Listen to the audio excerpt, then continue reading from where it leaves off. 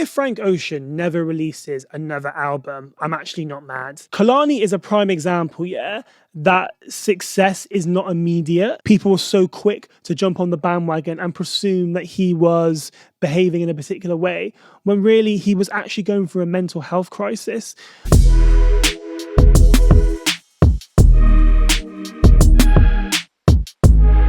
Hello everyone, how are we? Hope you're well, safe, hydrated, well rested, and everything in between. For those of you who do not know me, my name is Jord, and this is the Winning Side podcast. Thank you so much for joining me. I appreciate it. Yeah, big up yourselves. So I wanted to do a conversation about Black queer celebrities and the standard. I don't really know how to title this. Maybe the idea of like giving Black queer people grace, or like giving Black queer people a break. It's become very apparent when researching that like there's a lot of situations where I feel like Black queer people specifically are given quite a hard time, when I don't think this is the same energy provided or given to the counterparts, that being gay and white, queer and white, even or being straight and white, even straight and black, to be honest. More so for men though, not really for women. So I wanted to do a conversation on that. I've got three people that I want to talk about, three very prominent Black queer people in the entertainment landscape. And yeah, I think they all bring a different perspective and formative discussion. So let's run it. So the first person I want to talk about in this conversation is Frank Ocean. I think Frank Ocean is one of the most important musicians that we've ever had. You know, Frank Ocean's contribution to music and to culture completely redefined what R&B is like. You know, Frank Ocean's contribution and his input and his dedication to storytelling completely reshaped R&B. We have never, ever seen a Black queer artist who has been so candid and open and expressive about their love and their desire and their storytelling about queer Black love. You know, I think Frank Ocean's music is so relatable to everyone across the board. Frank Ocean's success is massively contributed on the basis that his lyricism is relatable to everyone, you know. Channel Orange and Blonde are two of the most important pieces of R&B music in recent memory, you know. Frank Ocean completely changed the landscape. You know, he was vulnerable and he was so brave in a time when Black queer people did not get the love they deserved. You know, I would even go as far to say that Frank Ocean is probably the reason as to why so many Black queer people are able to be so expressive within their art and their music and their culture. I don't think we always give the right amount of energy to Frank Ocean. I think Frank Ocean is solely responsible for universal love for Black queer art. He's a pioneer. He's a trailblazer. Channel Orange and Blonde may primarily be queer Black love stories. However, they are, like, at the end of the day, they are love stories. You know, love is a feeling which is applicable and can be explored by everyone, of no matter what your orientation is. I think Frank Ocean was able to create art in a way which really reached the masses, you know. There's nobody like Frank Ocean. Nobody. Universally, Channel Orange is the most recognized body of work by a Black queer person, right? Because even prior, a lot of people who are potentially queer, Black and queer, they weren't out about it. This is the first person who was able to be out and to be unapologetic and for it to be so beautifully received. You know, obviously we have like Luther Vandross, but it's not really the same. And to be honest, as Black queer people, we applaud Frank Ocean. We really do, you know? And do you know what? If Frank Ocean never releases another album, I'm actually not mad. If Frank Ocean decides that he's never going to release another album, it's okay. what he generated and what he created with Channel Orange and Blonde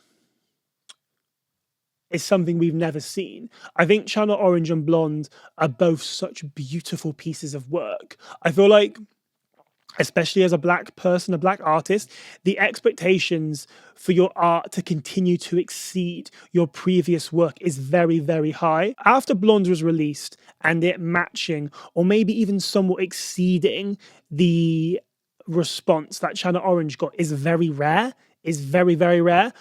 I feel like if anyone is able to do it for a third time, it would be Frank Ocean. I kind of enjoy the beauty and the idea of this release of art being somewhat minimal, you know? I think having these two perfect albums kind of makes his art more valued and appreciated. I don't know if he would have that same reception and love if he was releasing albums every 2 to 3 years. I don't think it would land. It's the same as like Lauryn Hill. Miseducation of Lauryn Hill is like deemed as something which is like outstanding and untouchable. You know, I think that's the same energy for Channel Orange and Blonde. With regards to the actual conversation with giving black queer people a break, when I think of Frank Ocean and I think of where he was misunderstood and not given the respect and dignity which counterparts probably would have been, is his very famous Coachella performance. So as anyone with the internet or is invested in pop culture knows, Frank Ocean did a very controversial famous performance at Coachella in 2023, cited and regarded as probably one of the worst headlining performances in Coachella history, which, to be fair, as much as I love Frank Ocean, I kind of get it. Do you know what? Yeah, one of my biggest flexes is going to a good Frank Ocean performance. One of my biggest flexes is seeing Frank Ocean and getting a performance. Whenever I like hear things about how his performances don't land or did land, and I think of Coachella, I think, do you know what? I'm just grateful that I got what I had. And like, if you think that's a flex, it really is. It really, really is. But yeah, his Coachella performance has been deemed as one of the worst ever. You know, he was running late. He had to end the set early. There was no merch. And I think obviously because he hadn't performed in 6 years, it was extremely disappointing, which I completely get. It's even at the point where like, you can't really find many videos. I'm going to have to do some real searching. But when I was like on YouTube, I just wasn't finding anything. And I just thought, okay. I think it's really fair to appreciate and to acknowledge the reason as to why he acted this way was because of the grief of his brother. You know, the brother that was killed in that horrific accident not too shortly before. People argued, I think it was 2020, it's like only 3 years. I think people argued that maybe Frank Ocean wasn't ready to perform again. It kind of like, in a way, kind of not ruined his legacy because he is still regarded as one of the best and one of the GOATs. But I think it definitely has had a consequence on his career. I don't know if the opportunity for him to be performing at those type of environments again will be allowed. That's even if he actually wants to, you know. And yes, okay, this Coachella performance was not good, let's be real. But there are other Coachella performances which also really didn't match the standard, but has still not been received as much criticism. One example that I think of is Justin Bieber. Now, I actually like Justin Bieber. I think he's a very talented man, but his performance was quite lazy. Okay, granted, he was performing, but I always, whenever I think about other comparisons, which I think been received much better, is Justin Bieber. Like, it was incredibly lazy.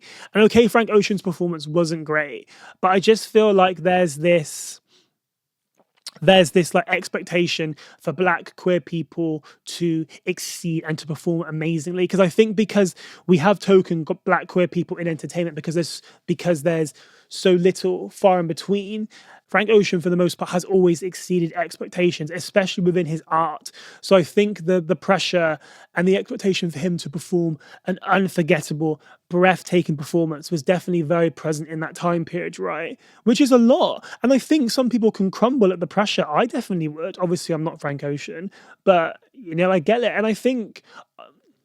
And I don't think it should like have a knock-on effect on his legacy. I mean, Frank Ocean is still killing it with numbers. I read this thing saying, because obviously he owns his masters, right? I believe. I read this thing saying that alone from music, he makes $5 million a year purely. This man has not released an album for is it 10 years or 12 years? I think it might be 10. And he's still raking it in. But you know what? Like, I love a hustler regardless. Yeah, 10 years. But yeah, big up Frank Ocean. I'm always going to love him. Okay, so the next person I want to talk about is Lil Nas X. Now, again, Lil Nas X, an absolute trailblazer, someone that has completely changed the way that we view rap and hip hop. But I guess there's always that debate and that argument as to whether or not Lil Nas X can actually be regarded as a hip hop or a rap artist, because it is entangled with like pop elements. But I guess that's subjective. That's not the conversation I'm here for.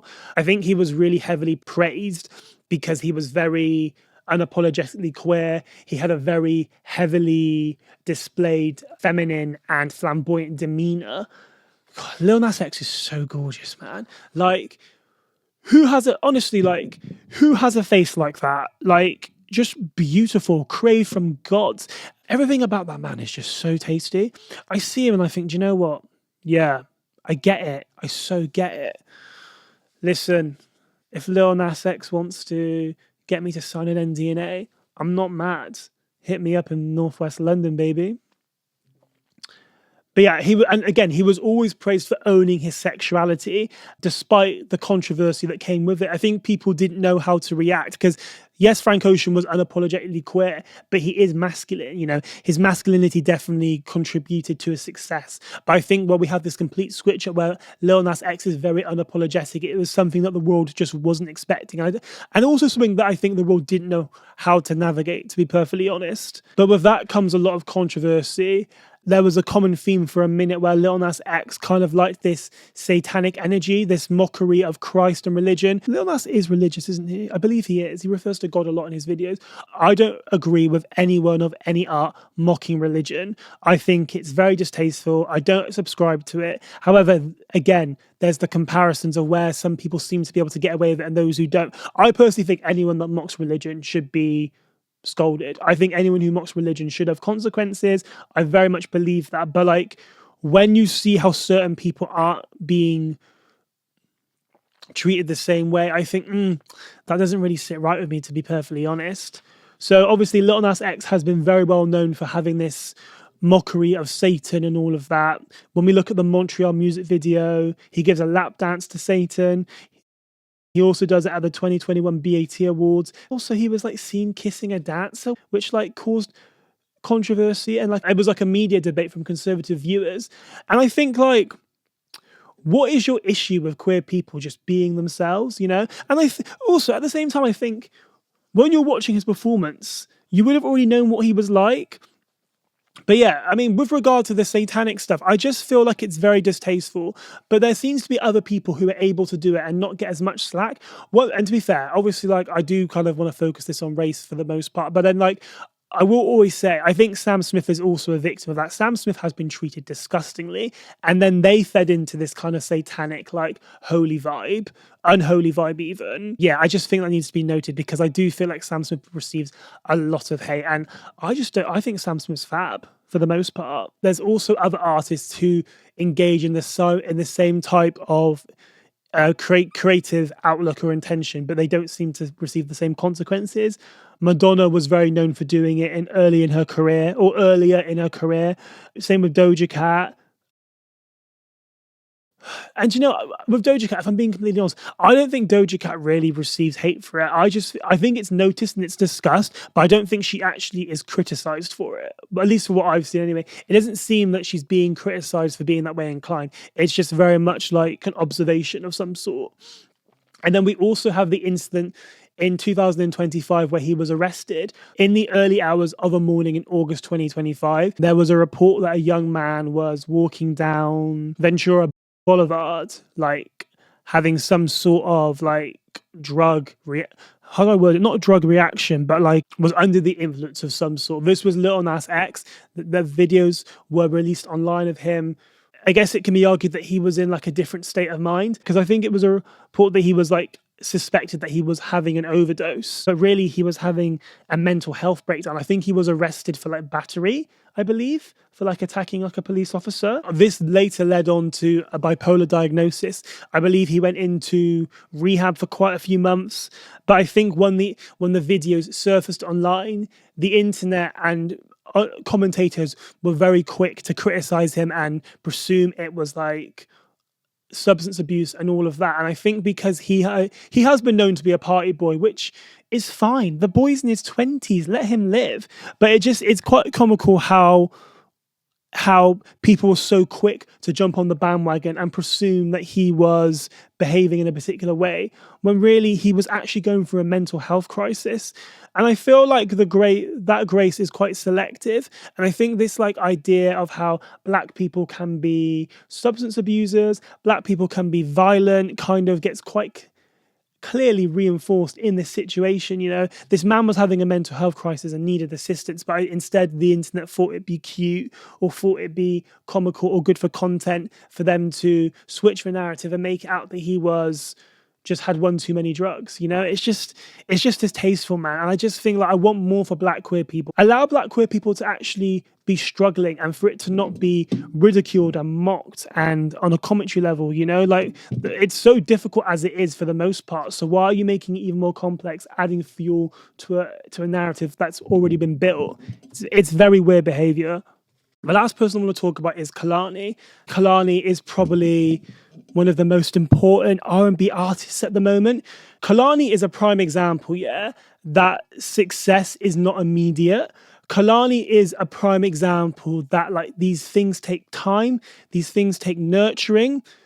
The way that Kehlani's career has completely elevated in the last year is amazing, considering how she's been in this game for near enough a decade. Folded completely like shook the R&B world, and it was so unexpected, and yet it just completely blew her up. She's always been recognized and appreciated as like a pioneer and like a goated R&B artist, but Folded just completely took her career into a wave which we didn't see. She was always at this particular level, and she was still like really highly recognized and received and appreciated for her art because her music has always been good.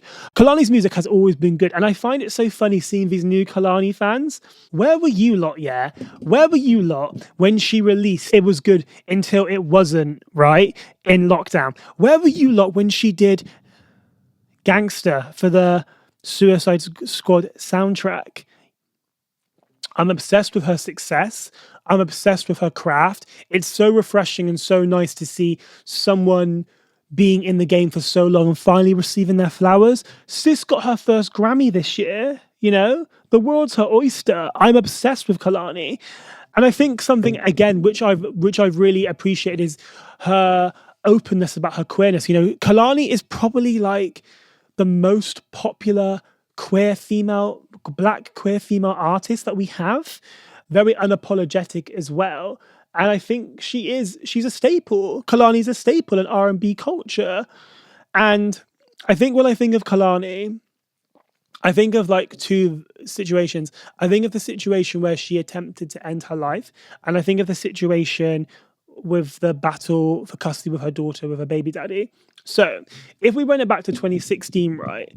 When Kehlani and her partner split, there was a lot of speculation and online discourse as to whether or not Kehlani cheated on her partner. And discourse which escalated excessively, to which led to her attempting to end her life. She was in a relationship with NBA player Cara Ivan. And obviously, like, sport fans can be a bit hectic, right? And that just escalated to the point where she attempted to end her life, which is pretty extreme. This was then also fed into further by people such as Chris Brown contributing to it. And I think seeing the way that Kehlani has been treated or had been treated earlier in her career is a real example of misogyny. Men in entertainment cheat all the time and there is never any consequences. It doesn't affect their career. It doesn't affect their following, their fan base. They're able to get away with it. Seeing this treatment is a real clear example of misogyny. I don't know whether Kehlani cheated or not, but to be honest, the fact that it led to her trying to end her life kind of says it all. I just think like the double standards are very apparent. It seems like when a man cheats, there's no consequences. When a man cheats, he's respected, It feeds into his hyper masculinity. But when a woman, God forbid, may slip up or make a mistake, the same grace isn't given to them, And I feel for Kehlani because when you are someone who is so public and so out there. You can't escape like the external noise. And bear in mind, this is in 2016, and the way that she is probably the most famous that she's ever been now, it just makes me think, God forbid if this was to happen in the current climate, you know, especially with the growth of social media over the last 10 years. But yeah, really uncalled for, really undeserved, and just really sad, to be perfectly honest. Like it just doesn't sit right with me. And then also we have the situation which took place in 2024 where Kehlani was going through a court battle for the custody of her daughter with her baby daddy, Javon Young, okay, where he actually leaked messages purposely out of context, supposedly, about how her daughter was her wife in a previous life, which is something that Kehlani was told by a psychic. This wasn't like made out of thin air. This is what she was told, right? And I think also because it was out of context, it like painted her in a bad light. And I think this fed into the press, fed into the media about how she has an inappropriate relationship with her daughter, but it wasn't her own feelings. She was just sharing something which she was told, which she obviously doesn't agree with because it's her daughter, which then fed into more about this idea about how she is this certain thing, which I'm not going to say because I'll get flagged. But again, like with regards to men and just men across the board, really, maybe not queer men actually, but like, you know, like men. You know, there are so many men in entertainment who have had questionable things said about them, or they've done questionable things, and it's had no knock-on effect. Granted, this hasn't had a knock-on effect, but like the online discourse was discoursing for a minute, you know, again, speculation, just unnecessary commentary about something that's really sensitive, right? I can't imagine having someone like talk online about the security and the relationship between me and my daughter, you know? Thankfully, from what I gathered, it seems like Kehlani is in a more healthy, safer space. Therefore, she wasn't as affected from online anyway. But again, I feel like the media is very good at targeting specific people. Like, where is this energy for Chris Brown? Where is this energy for Chris Brown? Because when I think about how much badness and how much awfulness Chris Brown has done, and it's an unaffected career, it just doesn't make sense. And it really shows that like a straight man really can do the most. And even surprisingly, a straight black man, you know, like it just doesn't make sense. I think Kehlani has unfortunately been like a victim of the system, and it just like really infuriates me. Do people feel some sort of entitlement that they can talk to a woman like this, a black woman, a black queer woman? I don't know. I'm just trying to like find the pieces of the puzzle. It's just weird behavior. I can't stand for it. I just thought the double standards were very, very apparent, you know?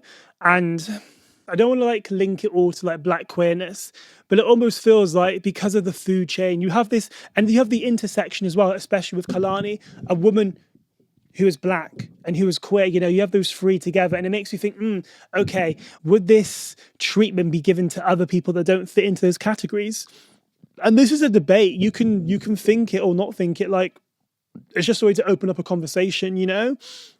But I wanted to talk about these three people particularly because I think they've contributed a lot. I think they've all shifted culture within their own way. And I just thought, you know what, it would make sense to talk about people that have that much influence, and how even though they are this influential and this impactful, they still are severely mistreated. And I think it kind of like makes you think, if this is how the most successful people in their space are being treated, God forbid how it lands for anyone down below, anyone like not at their level, you know? But yeah, that's where I'm at. I think we're done here. Thank you so much for watching. My name is Jord Hellwood. This is the Winning Side podcast. And yeah, I'm here all the time, and I look forward to hearing from you soon. Please like, share, comment, and subscribe. And yeah, see you soon.